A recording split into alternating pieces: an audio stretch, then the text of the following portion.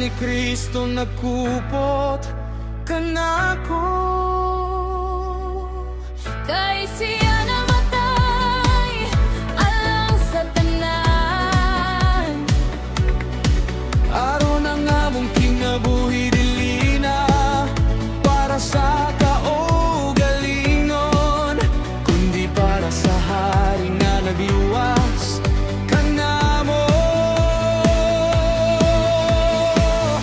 Ang daan nga kinabuhi nilabay na ang tanan na himong bago.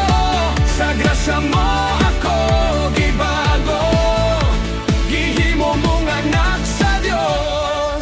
Ako bagong binuhat kay Kristo, ang daan na wala na, bago na ako. Gipahiuli mo ako sa amahan, pinaagi sa krus ug dugo mo.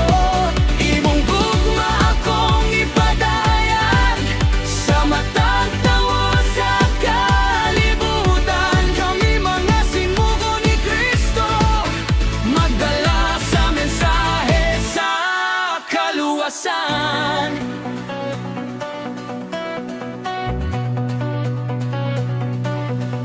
Si Kristo walay sala sa iyang kaugalingon.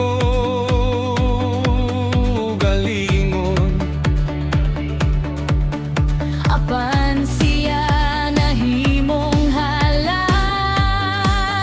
alam ka nato.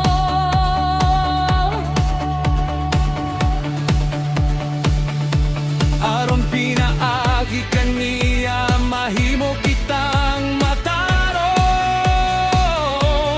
ug makadul sa presensya sa Dios. Dili na ako ang magbuot sa akong kinabuhi, Kundi si Kristo ang maghari kanako. ang iyang gugma mao ang akong kusog, ug sa iya magpabilin hangtod sa kahangturan.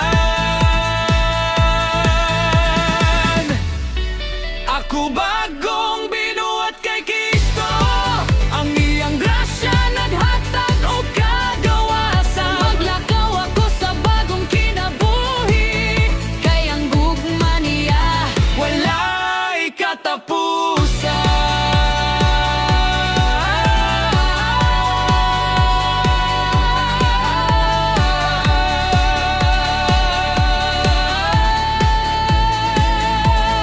bago na ako.